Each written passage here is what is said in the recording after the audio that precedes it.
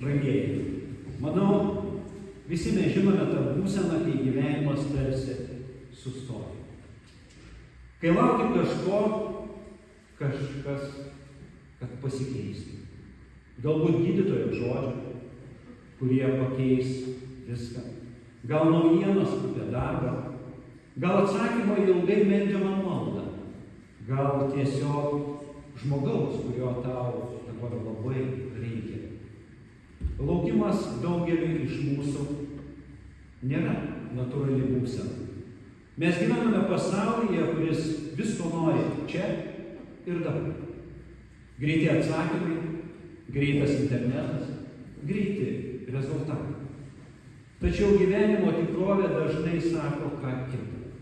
Reikia dar palaukti.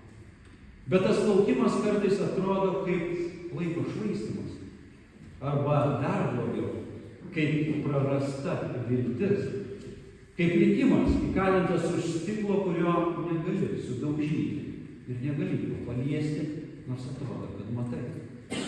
Pasaulis mums sako, gyvenimas tikras tik tada, kai jis pilnas. Kai turi ką nori, kai gali džiaugtis rezultatų vaisiais.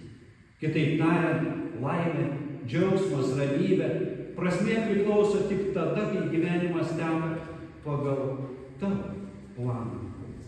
Kai Dievas įvykdo mūsų norus. Tačiau tokia logika mus tik žlugdo. Nes gyvenimas yra kur kas didesnis laukime. Kartais reikia laukti ilgai, kartais reikia laukti visą gyvenimą. Ar laukiančio žmogaus gyvenimas yra mažiau vertas? Ar Dievas yra tolimas ir beširdis, kai jis neatsako mums? Laukimas atveria mūsų trapumą ir mums dažnai būna skaudu. Skaudu matyti, kaip kitų gyvenimai juda į priekį, o mes, atrodo, stovime vietoje. Skaudu jaustis pamirštam, nežinomam, netikram dėl ateities.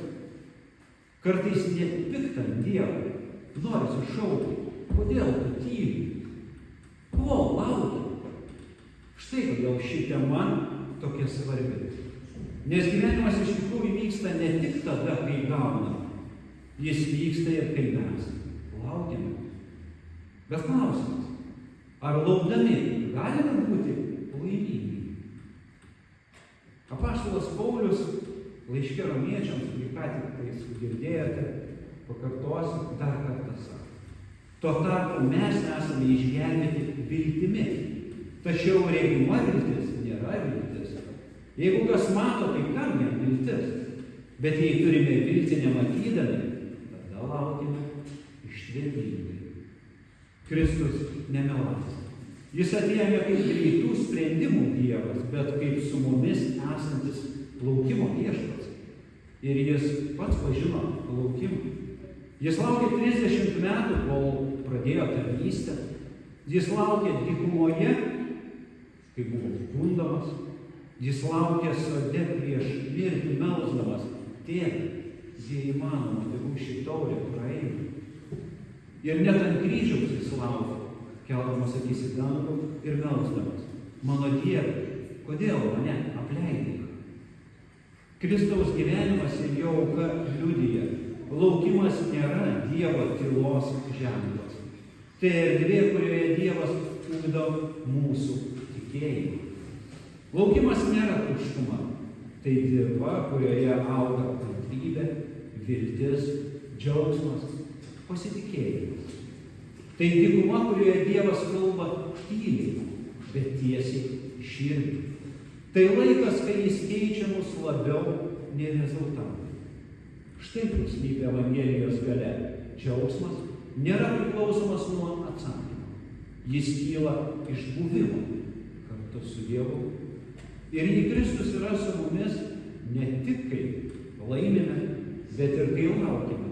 Vadinasi, mes galime džiaugtis ir tada, kai esame laukimo periode. Pažiūrėkime į Biblijos žmones. Abraomas gavo pažadą sulaukti sūnaus, bet laukė 25 metus. Ir Dievas jį vadino tikėjimo tėvu. Mozė kartu su tauta vaikščiojo 40 metų dykumoje, bet jis matė Dievo šlovę. Elžbieta ir Zacharijas senatvėje susilaukė krikštytojo Jono. Jie ilgai laukė, bet Viešpats juos aplankė. Marija 9 mėnesius nešiojo gelbėtoją, nežinodama, ką tai reikš jos gyvenime. Laukimas neatidėta Dievo meilė, tai jo mokykla mums. Ir su visais jais Dievas buvo šalia, ne tik pabaigoje, kai viskas išsipildė, bet ir visą kelią. Ir todėl jie galėjo ne tik ištverti, bet ir džiaugtis, net kai dar niekas nebuvo įvykę. Tad grįžkime prie pradžios klausimų. Ar galime būti laimingi būdami laukimų periode? Jei mūsų laimė priklauso nuo to, kad gauname tai, ko norime, tai ne. Tada laukimas tampa prakeiksmu. Bet jei mūsų laimė kyla iš to, kad Kristus jau dabar yra su mumis, tada taip, galime. Jėzus nepažadėjo, kad viską gausime čia ir dabar. Bet jis pažadėjo sakydamas, aš esu su jumis per visas dienas. Tai reiškia ir per laukimo dienas. Džiaugsmas tai ne būsena, kai viskas įvykia. Džiaugsmas tai asmuo, Jėzus Kristus.